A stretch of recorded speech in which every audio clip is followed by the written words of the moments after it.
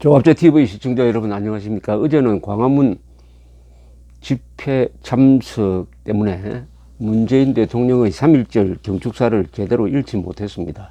오늘 다시 읽어보니까 꼭 지적하고 싶은 부분이 있어서 말씀드리려고 합니다.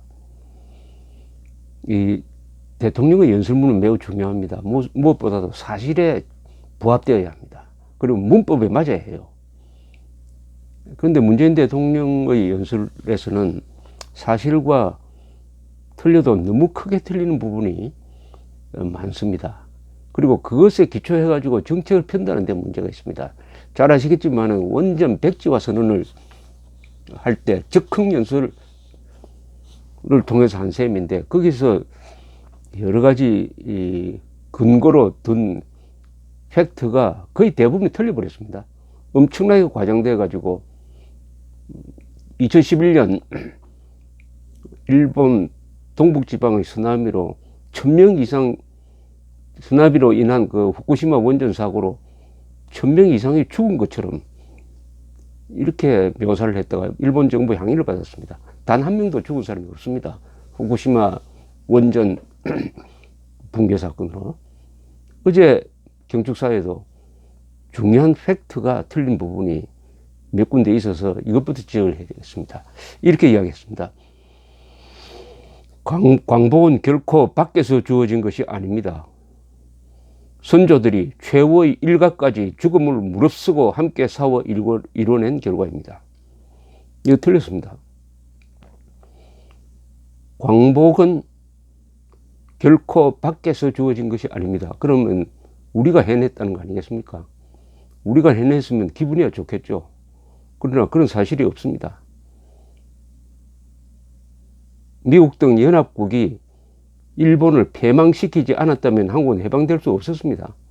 독립운동이 일정한 역할을 했지만은 우리가 해방된 직접적 원인은 일본의 패전, 즉 연합국, 특히 미국의 승리였습니다. 이를 부정하면은 역사 왜곡입니다. 소련군이 아니라 김일성이 북한을 해방시켰다고 주장하는 것과 비슷해집니다. 민족주의는 사실에 기초해야 합니다. 광복은 결코 밖에서 주어진 것이 아닙니다. 이런 표현을 쓰면 안 되죠. 광복은 결코 밖에서만 주어진 것이 아닙니다. 요 만자만 하나 더 붙이면 됩니다. 광복은 결코 밖에서만 주어진 것이 아닙니다. 안에서의 노력도 있었다. 이렇게 하면 됩니다. 그러나 결코 밖에서 주어진 것이 아니다. 연합국의 역할은 하나도 없었다면서 모조리 최후의 일가까지 죽음을 무릅쓰고 함께 싸워 이뤄낸 결과다. 우리의 선조들이 최후의 일가까지 죽음을 무릅쓰고 싸웠다. 이거 말로서는 속 시원한데 그렇게 했습니까? 선조들이 최후의 일가까지 죽음을 무릅쓰고 함께 싸웠으면은 나라를 빼앗기지 않았어야죠.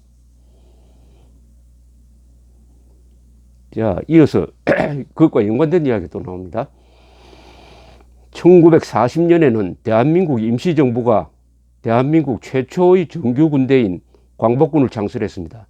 이것은 문장이 안 됩니다. 문법이 안 됩니다. 앞뒤 논리가 안 맞습니다. 대한민국 임시정부가 대한민국 최초의 정규군대인 광복군을 창설했습니다. 아니, 임시정부가 최초의 정규군대를 창설했다고 해야지 대한민국 임시정부가 대한민국 최초의 정규군대인 광복군을 창설했습니다. 이게 무슨 말입니까? 임시정부와 대한민국은 다릅니다. 임시정부는 임시정부입니다. 대한민국은 엄연한 유엔의 공인을 받은 국가예요. 그러니까 이 뜻은 알겠어요. 1948년 8월 15일 대한민국 건국을 부정하기 위해서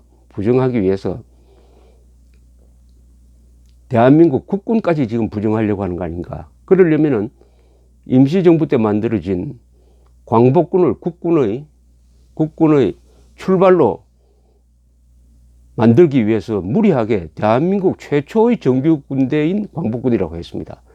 임시정부가 어떻게 대한민국 최초의 정규군대를 만들 수 있습니까? 임시정부의 정규 군대라고 해야지. 대한민국 임시정부가 대한민국 최초의 정규 군대인 광복군을 창설했습니다. 광복군은 대한민국의 정규군이었던 적이 없습니다. 대한민국 임시정부의 정규군이었어요. 왜 대한민국 최초의 정규군대라고 합니까? 그러면 지금 우리 군대는 광복군의 후예입니까? 그렇지 않습니다. 임시정부의 광복군과 대한민국 국군과는 별 관계가 없습니다. 아무 관계가 없습니다. 그 부대 기구가 뭐 이어진 것도 아니고 성계된 것도 아니고 광복군에 근무했던 사람이 국군의 지휘관이 된 것도 아니고 아무 관계가 없습니다. 정신적으로야 뭐 독립정신을 이어가는 점에서는 비슷하겠죠. 더구나 이 광복군은 창설된 이후에 4년 동안 중화민국 즉 장개석 정부의 통제를 받았습니다. 아니 대한민국 정규군이라면 어떻게 외국의 통제를 받습니까? 이런 논리적 모순이 또 생겨버리는 거예요. 거짓말은 반드시 또 다른 거짓말을 만들어냅니다. 대한민국 최초의 정규군대인 광복군이란 말 이거 취소해야 됩니다.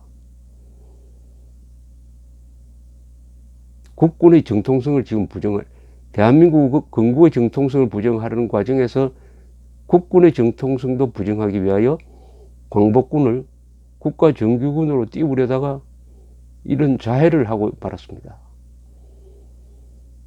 아니 그렇다면은 여기 우리 문재인 대통령이 이야기한 대로 대한민국 최초의 정규 군대라면은 이 정규 군대가 2차 세계대전 때 태평양 전쟁 때 맹활약을 해가지고 일본군을 격파한 실적이 있어야 될 거 아닙니까? 있습니까? 없습니다. 그 병력 수도 1000명 이하였어요. 그걸 정규군이라고 할 수 있습니까?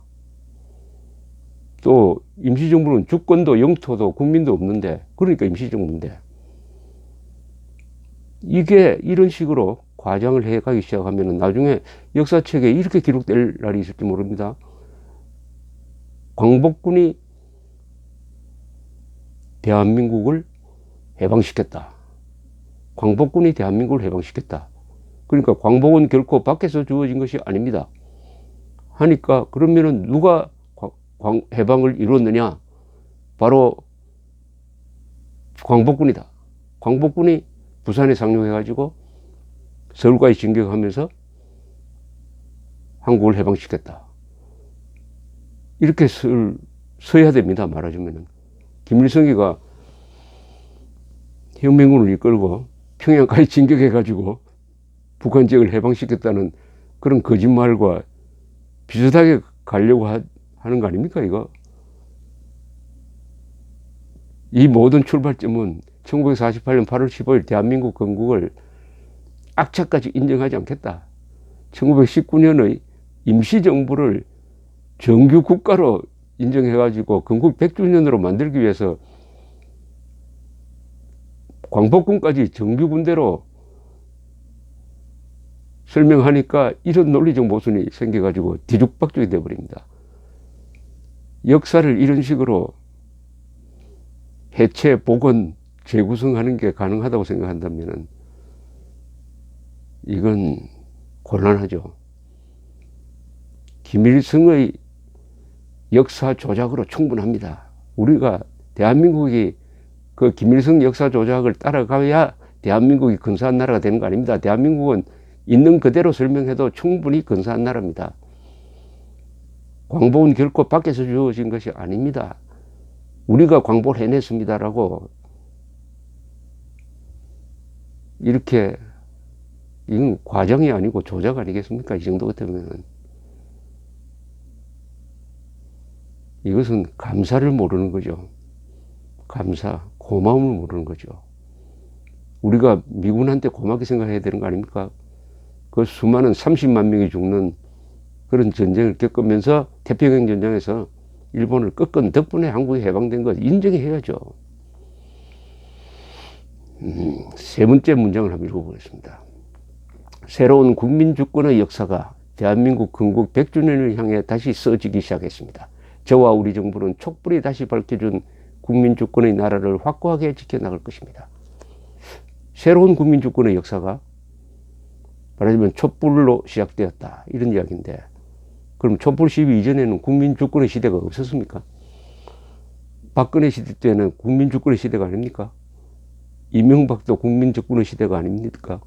김영삼 시절도 국민주권의 시대가 아닙니까? 그러면 그때는 민중주권의 시대입니까?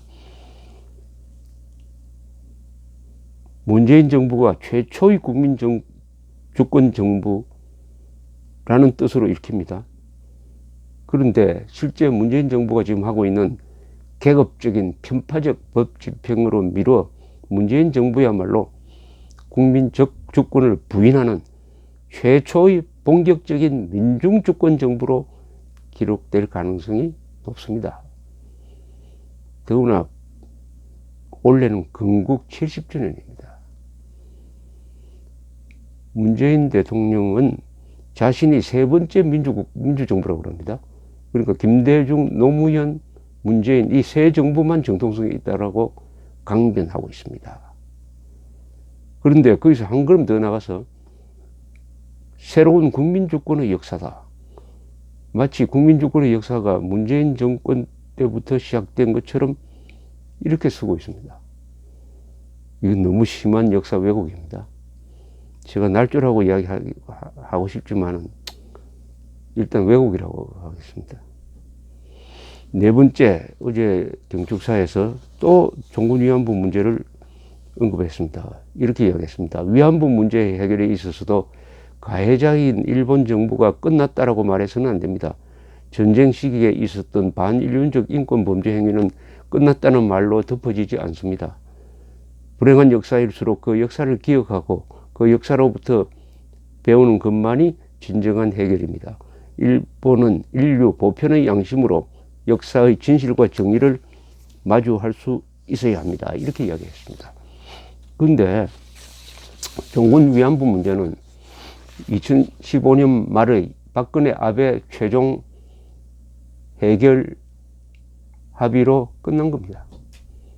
문재인 정부도 최근 이 합의를 유지하겠다고 했습니다. 그렇다면 일본이 끝났다고 하지 않아도 끝난 겁니다. 이거 재론하면 안 됩니다. 국가 간의 약속입니다.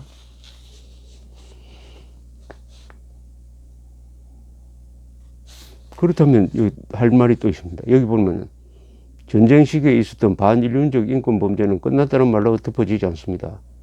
전쟁 시기가 아니라 전쟁도 하지 않는데 북한 지역에서 지금 벌어지고 있는 반인륜적 인권 범죄 행위, 더구나 이것은 유엔 총회 결의에 의해서 북한을 반인류 범죄 집단으로 규정을 했습니다.